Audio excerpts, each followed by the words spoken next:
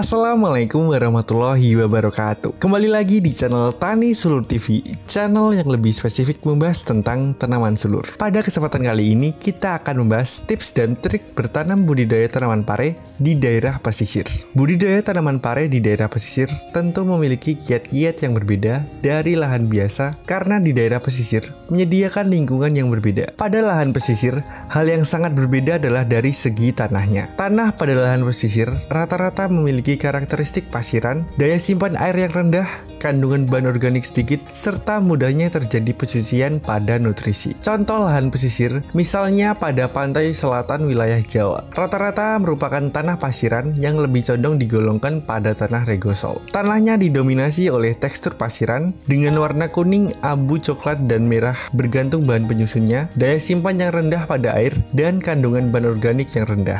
Lahan pesisir yang memiliki karakteristik seperti ini tentu lebih condong untuk digolongkan pada lahan yang kurang subur. Untuk itu, agar cocok dilakukan penanaman pare, di mana karakteristik tanaman pare merupakan tanaman yang rakus nutrisi, air, dan pertumbuhan cepat, perlu tips dan kiat-kiat tersendiri agar sukses untuk menanam pare di lahan pesisir. Berikut ini beberapa tips dan trik untuk budidaya tanaman pare di daerah pesisir. Yang pertama, penggunaan pupuk kandang yang banyak. Dari beberapa petani pare yang tanamannya istimewa di wilayah pesisir, kebanyakan menggunakan pupuk kandang dengan jumlah yang besar. Per satu tanaman, bahkan bisa dihitung 3-4 kg pupuk kandang. Penambahan pupuk kandang dengan jumlah yang besar dimaksudkan agar daya simpan air pada tanah pesisir meningkat. Selain itu, dengan penambahan pupuk kandang juga dimaksudkan agar kandungan bahan organik meningkat. Bahan organik mampu meningkatkan agregat tanah. Dengan agregat yang meningkat, pencucian nutrisi oleh air irigasi juga akan lebih rendah, sehingga juga ikut meningkatkan efisiensi pemupukan dan menurunkan kemungkinan erosi. Dengan menghubungkan sifat dari lahan pesisir yang sudah kami jelaskan tadi, penggunaan pupuk kandang yang banyak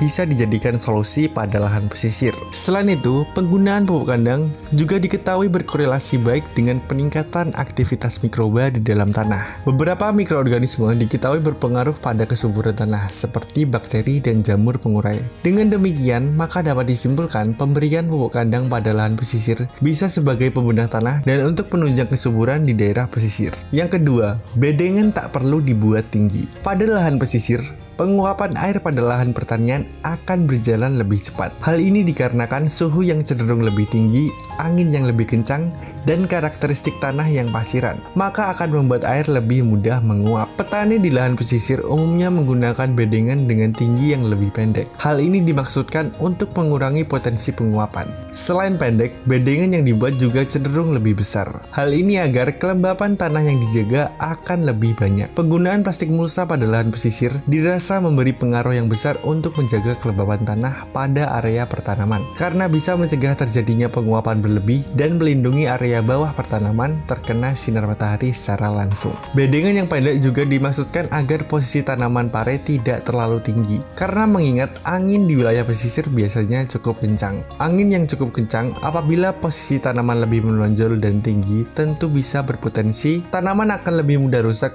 karena terhempas oleh angin. Yang ketiga adalah penggunaan asam humat. Tanaman pare merupakan tanaman yang rakus kebutuhan nutrisi karena memiliki karakteristik pertumbuhan yang cepat. Maka dari itu dibutuhkan nutrisi yang sifatnya fast release. Pemberian asam humat merupakan salah satu pembedah tanah yang bisa sebagai booster untuk menyediakan ketersediaan nutrisi pada lahan pesisir. Asam humat mampu meningkatkan kapasitas tukar kation di dalam tanah. Kapasitas tukar kation atau KTK merupakan kemampuan tanah untuk menjerap dan menukar ion atau melepaskan kembali ke dalam larutan tanah. KTK merupakan kemampuan tanah untuk menyediakan nutrisi esensial bagi tanaman. Tanah yang memiliki KTK tinggi dapat menahan lebih banyak ion-ion kation, sehingga lebih mampu menyediakan nutrisi bagi tanaman. Dengan pemberian asam humat, maka penyerapan nutrisi menjadi lebih optimal dan ikut meningkatkan kesuburan tanah. Selain itu, asam humat juga berperan dalam peningkatan retensi air pada tanah. Dengan demikian, pemberian asam humat pada lahan pesisir dirasa sangat cocok untuk budidaya tanaman pare. Yang terakhir adalah mencukupi penyiraman. Tanaman pare dalam proses budidayanya menghendaki kebutuhan air yang cukup. Air berperan penting dalam proses fisiologis dan metabolisme tanaman. Pada lahan pesisir, kebutuhan air menjadi selalu harus yang diperhatikan. Karena pada lahan pesisir, air menjadi lebih mudah hilang akibat penguapan. Petani pare yang kami temui melakukan penyiraman tanaman sebanyak 2 hari sekali. Kami rasa 2 hari sekali untuk lahan pesisir sudah mencukupi. Apabila nanti dirasa kurang atau terlalu rapat, bisa melakukan penyesuaian berdasarkan keadaan tanaman dan kondisi lahan. Mungkin sekian yang dapat kami sampaikan. Sebelum kami akhiri, kami akan mencoba menyimpulkan apa yang kita bahas bersama pada kesempatan kali ini. Budidaya tanaman pare di lahan pesisir tentu berbeda dari lahan biasa. Umumnya perlu tips dan kiat-kiat tertentu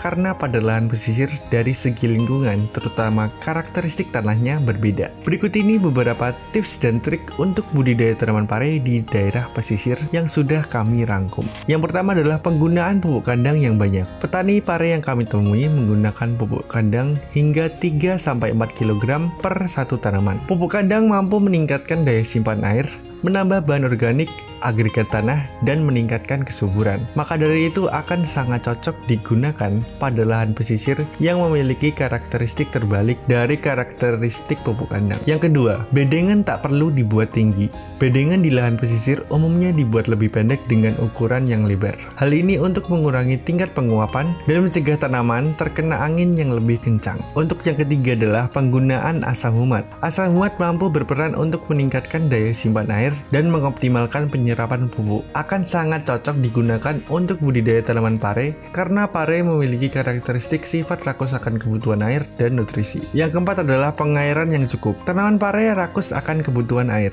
sedangkan daerah pesisir merupakan daerah yang sering kehilangan air akibat proses penguapan. Maka dari itu, penyiraman bisa 2 hari sekali atau lebih melihat kebutuhan tanaman dan kondisi lahan. Mungkin sekian yang dapat kami sampaikan, semoga bermanfaat. Apabila video ini bermanfaat, jangan lupa klik like, comment, share, dan subscribe untuk tidak ketinggalan info terbaru dari channel kami. Terima kasih, salam tani seluruh Indonesia, wassalamualaikum warahmatullahi wabarakatuh.